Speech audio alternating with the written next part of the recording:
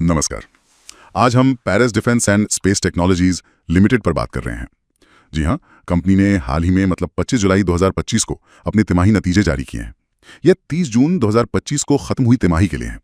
तो आज हम इन्हीं नतीजों को खंगालेंगे, देखेंगे कि पिछले क्वार्टर्स के मुकाबले ये कैसे हैं और कंपनी की मौजूदा हालत क्या लग रही है। चलिए शुरू करते हैं। सबसे पहले रेवेन्यू पर आते हैं। कंसोलिडेटेड रेवेन्यू फ्रॉम ऑपरेशंस, मतलब जो मुख्य कारोबार से कमाई हुई, वो है 9,319 लाख रुपए। हाँ, 9,319 लाख रुपए। ये पिछली तिमाही यानी Q4 FY24 से कम है। तब था 10,830 लाख रुपए, लेकिन पिछले साल की इसी तिमाही Q1 FY24 से ज्यादा है। तब था 8,357 लाख रुपए। तो ये थोड़ा ऊपर नीचे क्यों है? देखिए, इसमें एक मिक्स्ड सिग्नल है। बिल्कुल, तिमाही दर तिमाही जो कमी है वो अस्थायी हो सकती है। हो सकता है कोई बड़ा प्रोजेक्ट इस तिमाही में ना हो, ये पिछली में पूरा हो गया हो। ये डिफेंस सेक्टर में चलता रहता है। अच्छा, तो बढ़ रही है। और अगर मुनाफे की बात करें, टैक्स के बाद का कंसोलिडेटेड प्रॉफिट, PAT जिसे कहते हैं, हाँ, PAT, वो है 1421 लाख रुपए। ये भी पिछली तिमाही के 2028 लाख रुपए से कम है। बिल्कुल कम है। पर पिछले साल की इसी तिमाही के 1419 लाख रुपए के लगभग बराबर ही है।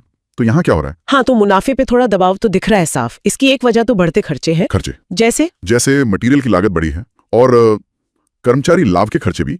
इसमें वो ESOP वाला कंपोनेंट भी है, एम्प्लॉय स्टॉक ऑप्शन प्लान का, करीब 33 लाख रुपए का खर्चा। ESOP वाला खर्चा भी शामिल है इसमें।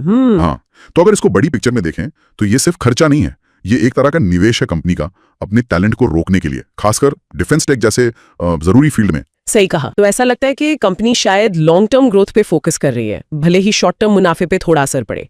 और स्टैंड अलोन नतीजे भी कुछ ऐसी ही कहानी बता रहे हैं। रेवेन्यू 8,741 लाख और PAT 1,543 लाख। अच्छा, तो ये तो हुई पूरी कंपनी की बात, लेकिन इसके अलग अलग हिस्से, मतलब सेगमेंट्स कैसा कर रहे हैं? हाँ, वो देखना भी जरूरी है। कंसोलिडेटेड नतीजों में देखें तो ऑप्टिक्स एंड ऑप्ट्रॉनिक सिस्टम्स का रेवेन्यू 4,250 लाख, ये पिछली तिमाही से कम हुआ है। पर दूसरी तरफ डिफेंस इंजीनियरिंग का रेवेन्यू 5,169 लाख, ये पिछले साल की इसी तिमाही से बढ़ा है। बिल्कुल, तो यहाँ ये साफ है कि ग्रोथ कहाँ से आ रही है। ऑप्टिक सेगमेंट में शायद प्रोजेक्ट्स के हिसाब से उतार चढ़ाव है, हो सकता है, लेकिन डिफेंस इंजीनियरिंग में जो साल दर साल मजबूती दिख रही है, वो कंपनी की कोर स्ट्रेंथ को दिखाती है डिफेंस सेक्टर में। अब आगे देखना होगा कि इन दोनों सेगमेंट्स का बैलेंस कैसे रहता है रेवेन्यू में। सही बात है। अच्छा, इन नतीजों के अलावा कंपनी ने कुछ और घोषणाएं भी की हैं, जैसे AGM यानी सालाना आम बैठक की तारीख। हाँ, AGM की तारीख वो 21 अगस्त 2025 तय हुई है और शेयरधारकों के लिए डिविडेंड की सिफारिश भी है। डिविडेंड भी है? कितना? 0.50 रुपए प्रति शेयर। रिकॉर्ड डेट 8 अगस्त 2025 रखी है। ठीक है, ये तो सामान्य कॉर्पोरेट एक्शंस है। डिविडेंड भले ही छोटा है, पर शेयरधारकों के लिए एक पॉजिटिव सिग्नल तो है ही। हाँ, और एक और जरूरी बात, जो पिछले साल QIP से पैसा जुटाया था कंपनी ने, हाँ, क्वालिफाइड इंस्टीट्यूशनल प्लेसमेंट से करीब 13,518 लाख, वो पूरा का पूरा इस्तेमाल हो चुका है। इसका क्या मतलब निकाला जाए? देखिए, QIP फंड का पूरा इस्तेमाल होना ये दिखाता है कि कंपनी ने जो प्लान्स बताए थे पैसे जुटाते वक्त, चाहे वो कैपेसिटी बढ़ाना हो, वर्किंग कैपिटल हो या कुछ और, उन पर काम हुआ है, पैसा लग चुका है। ओके। और एक और पॉजिटिव बात यह है कि ऑडिटर्स ने अपनी रिपोर्ट में कोई कमी नहीं निकाली है, अनमॉडिफाइड ओपिनियन दिया है। अच्छा, यानी हिसाब किताब ठीक है ऑडिटर की नजर में? हाँ, उनके हिसाब से फाइनेंशियल स्टेटमेंट्स सही तस्वीर पेश कर रहे हैं।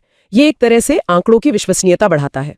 तो अगर हम इन सब बातों को जोड़ें, नतीजे थोड़े मिले जुले हैं।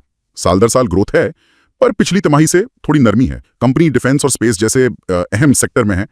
तो बड़ा सवाल ये उठता है, खासकर 2025 के लिहाज से, जी, कि क्या पैरिस डिफेंस में निवेश के बारे में सोचने का ये सही समय है? देखिए, ये सवाल बहुत अहम है, लेकिन जैसा मैंने कहा, सिर्फ एक तिमाही के नतीजों पर निवेश का फैसला नहीं लेना चाहिए। हाँ, वो तो है। डिफेंस सेक्टर में वैसे भी प्रोजेक्ट्स लंबे होते हैं, रेवेन्यू एकदम लीनियर नहीं होता। ये आंकड़े तस्वीर का बस एक हिस्सा है। साल दर साल ग्रोथ एक पॉजिटिव साइन है, हालिया नरमी पर नजर रखनी होगी।